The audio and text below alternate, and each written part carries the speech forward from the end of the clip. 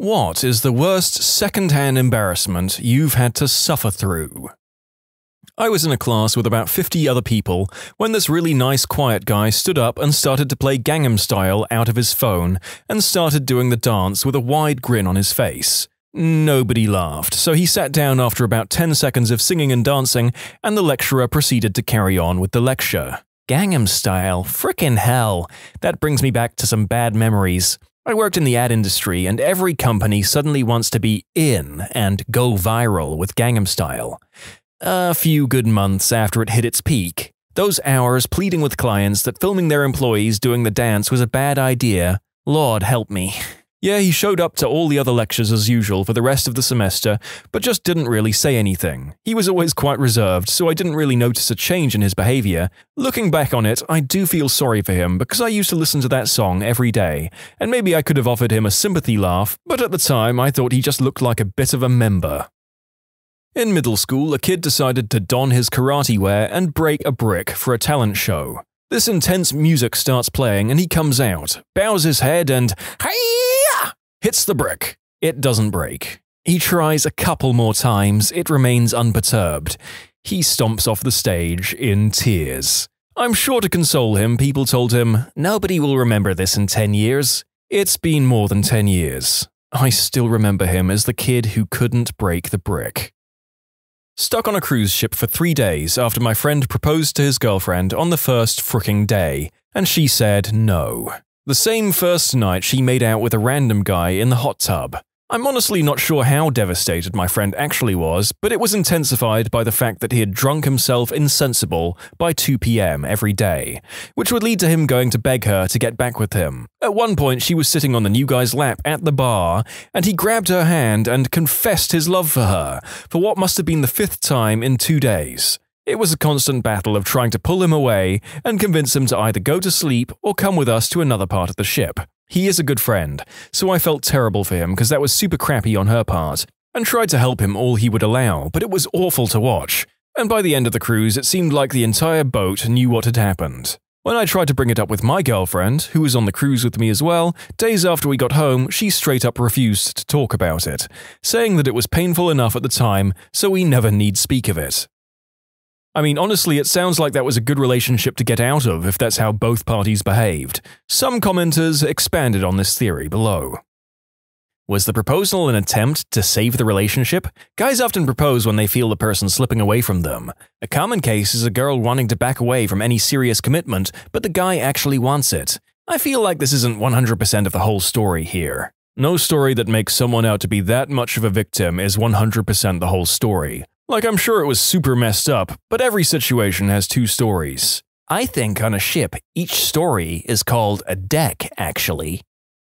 Have this uncle who's extremely cheap and once took us out to dinner. After he got the bill, he asks for the menu again and takes out his calculator and starts double-checking the bill prices and menu prices. This goes on for 15 minutes while the waiter patiently waits next to the table. At the end, he realizes he forgot his wallet and asks us to pay.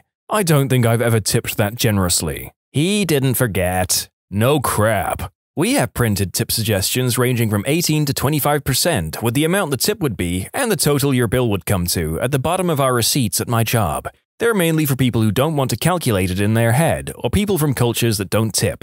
But some people really believe that you have to tip one of those exact amounts and want to speak to a manager about being swindled. Even when we explain that they're suggestions, they somehow think they're requirements. Airline pilot here. The captain and I had a guy from another airline riding in the jump seat between us in the cockpit of a US airline jet. The captain was a bit of a blowhard loudmouth and decided to make a comment when he saw an Air India plane. You know what I hate most about Indian women is the big red dot on their forehead. The jump seater said, "My wife is Indian," and produced a photo from his wallet of his family, including his Indian wife with the bindi on her forehead. The captain only made it worse while he squirmed by asking some crap like, is she from Eastern India or Southern India? Because I'm referring to the ones from... And my mind was cringing so horribly I blanked out on the rest of the conversation. Oh, so he wasn't a racist, just a regular racist. Recently went to a wedding where the groom had 5 or 6 different groomsmen, and they all gave a speech. The first few were pretty good and funny. The last guy that went tried way too hard to make it funny. He started off with some lame cliché joke about how the bachelor party was crazy and that they'd never talk about it again.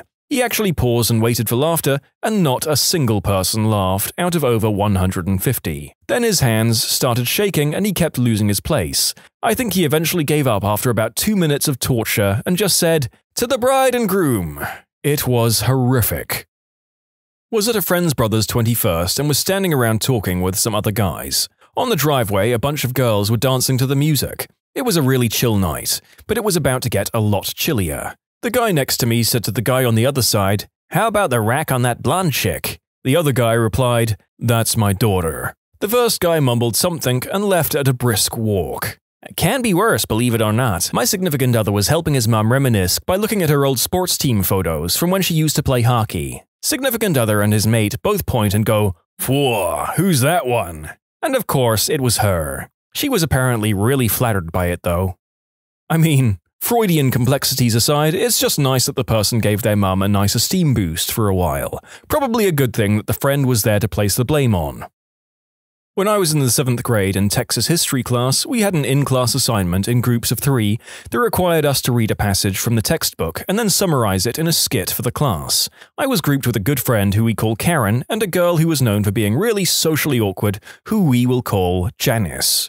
Janice was that type of socially awkward girl that tried really, really hard to be cool, but failed miserably while wearing a Naruto headband every single day. Our passage was about cattle herding, and for some reason Janice got it into her head that it would be hilarious to hum the Star Wars theme song, but instead of regular humming, moo it. She wanted to moo the Star Wars theme song at the end of the skit. She tried to convince us, but Karen and I did not want to get destroyed by our classmates, so we refused. When it was our turn, we completed our skit and started to head back down, and Janice looks at us and screams, "Please!" And we both just shook our heads. She burst into tears and explained to us that she wanted to do something cool for the performance, but we refused, so could she just please do it on her own? The teacher told her to go ahead. Janice, still sobbing, stood in front of the class and mooed the entire Star Wars theme song, but the tune was unrecognizable since she was sniffing and gasping in between moos. So we all just kind of sat there for a solid 5 minutes, watching this girl in a Naruto headband bawl and moo. 2 stand out from one high school English class. A dude got called out by our teacher for plagiarizing while he gave a report in front of a class in a book we read. In particular, she asked what "in lay thinking" meant, and he stood there for a good 10 seconds of silence before she lectured everyone on not copying from other sources. Another kid in our grade died from taking too many substances. He was pretty popular and his death shocked the school for a good while. Several of his closest friends were in this class. The day after his death, our teacher was out sick and we had a substitute. Naturally, she called out this guy's name during roll call. That hushed the class to the point of searing awkwardness, and some guy started sobbing. You could still see the slow dawning horror on the sub's face. You managed to trigger a cringe that had been blocked by my mind since it happened in 1997. Holy crap. 7th grade, a kid 2 grades above us died in a car accident. It really shook up the small town as he was a partying drunk and he and his friends went driving. Very much one of those "can't happen to our town" kinds of things. Cue roll call in social studies the day after the funeral. A kid in our grade shared a very common first name with the kid who died. Teacher says, "James?" Before James can even say "here," frickin' Isaac yelled out trying to be funny, "How can he be here? He just died!" Absolute silence. I mean, what the frick do you say to that? And in case you haven't cringed into oblivion yet, this was the day that the dead kid's sister, who was in our grade, returned to school. She was going to take more than the week and a half to recuperate, but liked being around friends to help her get through it. My sister was on a first date with some guy she met online, and was nervous, so she had my significant other and I meet up with them. The guy was super braggy about being able to speak German, not knowing that my significant other was raised there and speaks it fluently. So my significant other tries to start a conversation with him in German. The guy apparently only spoke a few words of German and left embarrassed and without any chance of a second date. My significant other still feels a little guilty about it. Ich bin ein zwanghafter Lügner. Watching a friend be punished by their parents. It's so frickin' awkward. Oh my god, when I was 7 or 8 at a friend's house and he said crap while we played Mario Kart and his mum heard from the other room. She pulled him over her knee and started to give him a smacking on the rump. So I immediately tried to leave, and the mum said, "Don't worry, he deserves this, you can stay." I was really weirded out and left anyways. As I closed the door behind me, my buddy was giving me a look that I'll never forget. I have a friend, Jake, who's partially deaf, and he has hearing aids to help with that. We're cameramen, and we were live streaming a college basketball game. We wear headsets to speak through the crowd, and he has to take his hearing aids out to use it. He and I were taking a break during half-time, and an old man who had a bag of candy, already weird, right, walked up to us and offered it to Jake. Jake, who still had his hearing aids out. Jake accepts this as the man giving us a bag of candy when in reality he just offered a piece to each of us. Yep, plenty weird. Jake just walked off with the candy bag, munching away as the old man helplessly tried to follow him through the crowd, yelling, "No, I just meant to take one, Jesus Christ!" I was uncomfortable in so many ways, I just walked away from the situation. Sounds like I need to get a fake hearing aid so I can just grab stuff and go. Actually, no, that would be morally condemnable. Tempting, though. I was on a train going between London and Manchester, UK, and went to use the bathroom. The toilet at the end of the carriage was disabled accessible, so it had a wide curved door that automatically opened at a steady and slow pace, about 20 to 30 seconds to completely uninterruptible retracting in a semicircle to allow wheelchair access to the carriage. If you've travelled on these trains before, you'll know that to close the door, you enter the stall, push a button to close the door, then when it's finished closing, you press another to lock it. Someone had not told this to the lady in the loo. Just as I arrive, another person coming from the other direction pushed the outside button to open the door, and it started its inevitable arc. For at least 30 excruciating seconds, the button pusher, myself, and eventually everyone sitting in the packed commuter carriage behind, who was facing in our direction, got to see the woman bend up from the seat, reach and hop to the other side of the cubicle, and desperately pummel the door, close, and lock buttons inside. Pants around the ankles the whole time, white bottom flashing. At a merciless pace, the door opened fully, contemplated its life, and then closed on the pitiful image within.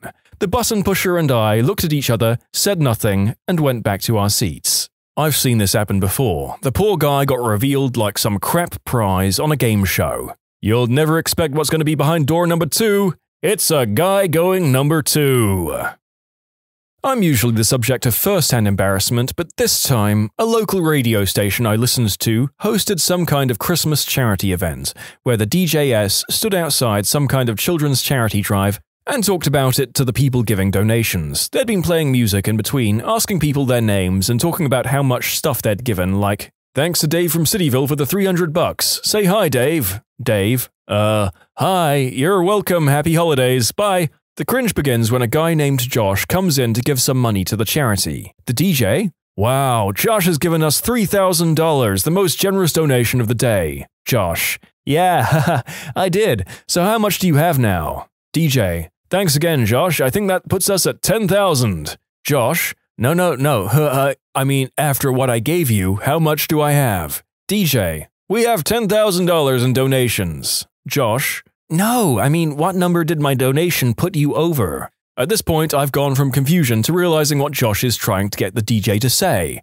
I'm actually facepalming for him. DJ? Well, before you donated, we had about 8,000. Josh? No, that's not what I mean. DJ? I don't quite know what you're getting at, Josh. Josh? Get it? Now you have over 9,000! DJ?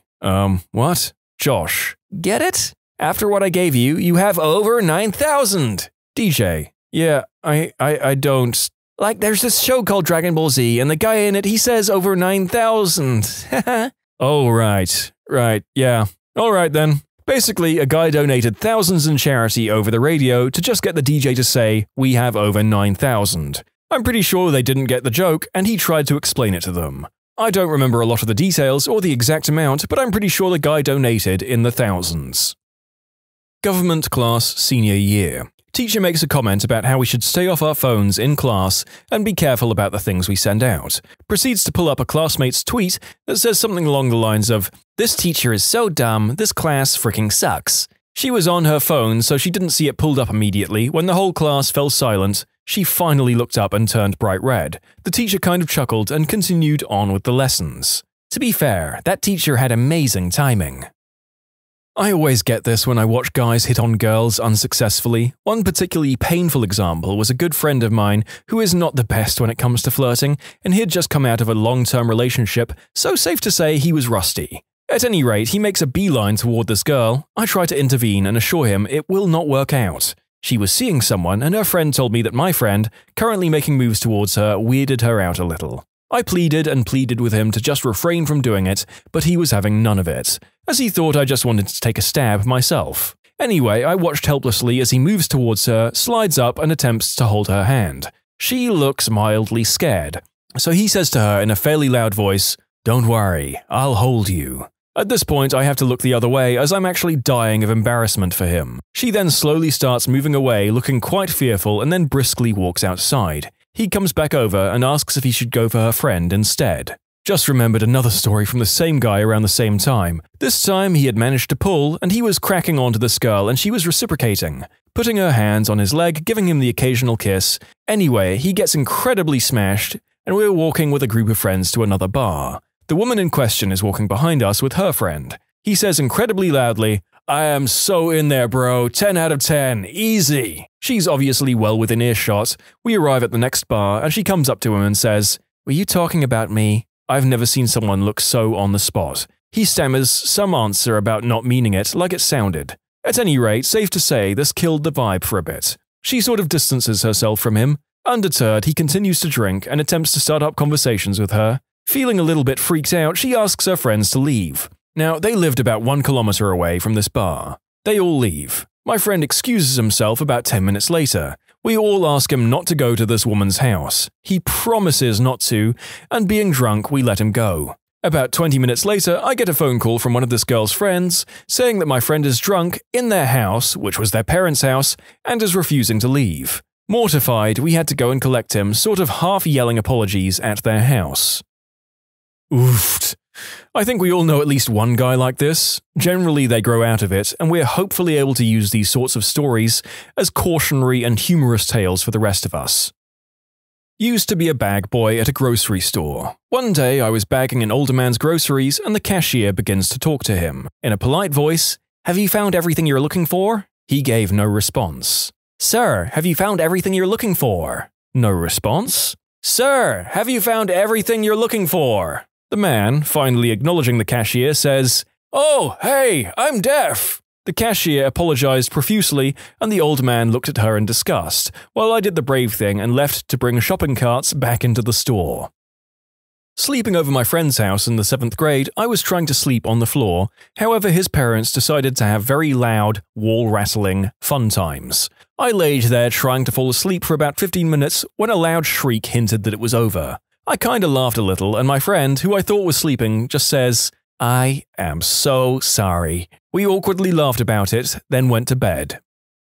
3 women in a kitchen, one is pretty overweight and recently miscarried. I knew, the third person didn't, and started asking questions about how the pregnancy was coming along. I'm peeling carrots, just dying inside. The overweight woman who miscarried informed the woman that she lost the baby a month ago. I'm a coward and just pretended to focus on the carrots. Horrible. This was my freshman year of college in 2006. One of my Gen Ed class requirements was a minority studies class, and the only one left was women's studies. I figured it would be a perfectly okay class, and it honestly was. The problem was this guy in the class named Carter. Carter was the precursor to the modern-day "ladies, I must apologize for my gender, look at me, I'm such a good ally to women" guy, and every time he raised his hand, you could see a lot of people in the room cringe. He had said something dumb, and the professor had moved on to a new topic when he raised his hand again. He then said, "I just want to apologize for what my gender does to women." I feel like everyone in the class was staring a hole through their desks because of how utterly embarrassing this guy was. The professor said, Okay, if that's all you wanted to say, let's move on, and oh lord, does thinking about that still make me cringe.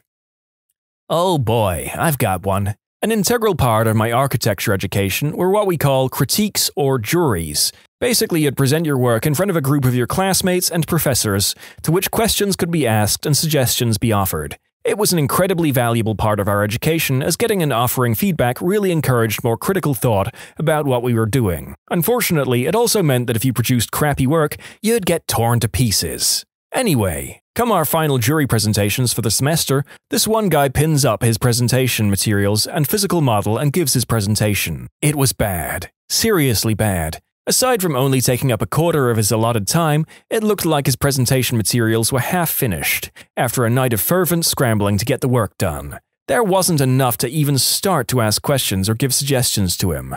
So everyone, trying to think of at least something productive to say, kept completely silent. It was probably only 15 seconds, but it was absolutely the most awkward silence of my life. Eventually, one of the professors spoke up and said something along the lines of, "If this is the kind of work you think is acceptable, you probably shouldn't look at continuing this program." To which the guy just replied, "Sorry," and walked out. He didn't show up the next year. So yeah, I've never felt as awkward even in situations where I'm the subject of the awkwardness. Probably not that bad in the grand scheme of things, but it's been going on for months now. My friend will just blurt out guesses to questions in my physical chemistry class. She sits in the front row, and before anyone has a chance to answer if they actually know, she will just randomly guess. Over and over again. It's so awkward because she's almost always wrong, and the teacher asks her to explain, and she doesn't ever have a good reason for what she said. Watching pallbearers lose control of the coffin they were carrying down a steep set of granite church steps after the funeral was over. An ice or sleet storm took place during the funeral service, so the steps were slick. Several pallbearers went down as the coffin landed on the granite steps and slid the rest of the way down to the sidewalk below. Fortunately, the lid didn't open, but we all felt badly for them as the look on their faces showed they were mortified. When you subscribe, make sure to hit the bell to turn on notifications. Put the playlist on in the background to finish listening to all the stories, linked at the top of the description. And if you like Am I the Genius, give Am I the Jerk a shot, linked in the description too. Either way, thanks a lot for watching, and we'll see you guys next time.